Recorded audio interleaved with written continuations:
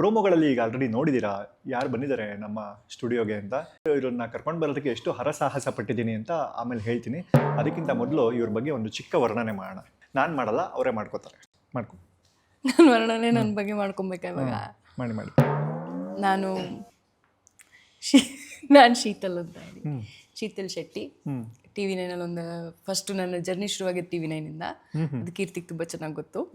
ಅದಾದಮೇಲೆ ಅಲ್ಲಿಂದ ಉಳಿದವರು ಕಂಡಂತೆ ಅಲ್ಲಿಂದ ಸಿನಿಮಾ ಜರ್ನಿ ಸ್ಟಾರ್ಟ್ ಆಯಿತು. ಆಮೇಲೆ ನಿರ್ದೇಶನಕ್ಕೆ ಇಳಿದೆ. ವಿಂಡೋ ಸೀಟ್ ಅಂತ ಸಿನಿಮಾ ನಿರ್ದೇಶನ ಮಾಡಿದೆ. ನಂಗೆ ಈಗ ನನ್ನ ಬಗ್ಗೆ ನಾನು ಹೇಳ್ಕೊಳ್ಬೇಕು ಅಂದರೆ ಉಸಿರೆಲ್ಲ ಮೇಲೆ ಬರ್ತಾ ಇರುತ್ತೆ.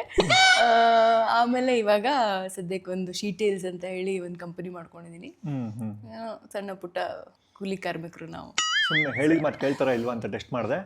ಅವ್ರ ವರ್ಣನೆ ನಾವೇ ಮಾಡ್ತೀವಿ. ಏನ್ ಬೇಡ, ಸಾಕು, ಇಷ್ಟ ಸಾಕು. ಇವರು ನ್ಯೂಸ್ ಓದ್ತಿದ್ರೆ ಬೇಸಿಗೆನೋ ತಂಪು. ಚೆನ್ನಾಗಿದೆ ವಾ.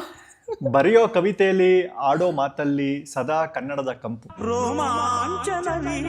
ಕನ್ನಡ. ಎಷ್ಟೋ ಹುಡುಗರ ಹಾರ್ಟ್ಗೆ ಕಣ್ಣಲ್ಲೇ ಹಾಕಿದ್ದಾರೆ ಹಾಜರಿ. ಹೌದಾ? ಆಧಾರ್ ಕಾರ್ಡಲ್ಲೂ ಸಖತ್ತಾಗಿ ಕಾಣೋ ಸಹಜ ಸುಂದರಿ, ನಟಿ, ನಿರೂಪಕಿ, ನಿರ್ಮಾಪಕಿ, ಈಗ ಉದ್ಯಮಿ ಶೀತಲ್ ಶೆಟ್ಟಿ ಅವರು ನಮ್ಮ ಕೀರ್ತಿ ENT ಕ್ಲಿನಿಕ್ಗೆ ಬಂದಿದ್ದಾರೆ. ಧನ್ಯವಾದ ಮತ್ತು ಬಗ್ಗಿ ನಮಸ್ಕಾರಗಳು ನಿಮಗೆ. Thank you so much. ತುಂಬ ಚೆನ್ನಾಗಿ ಹೇಳಿದ್ರಿ ಕೀರ್ತಿ. ಹೌದಾ? ತುಂಬ ಅದ್ಭುತವಾಗಿತ್ತು ನಮ್ಮ ಒಂದು ವರ್ಣನೆ.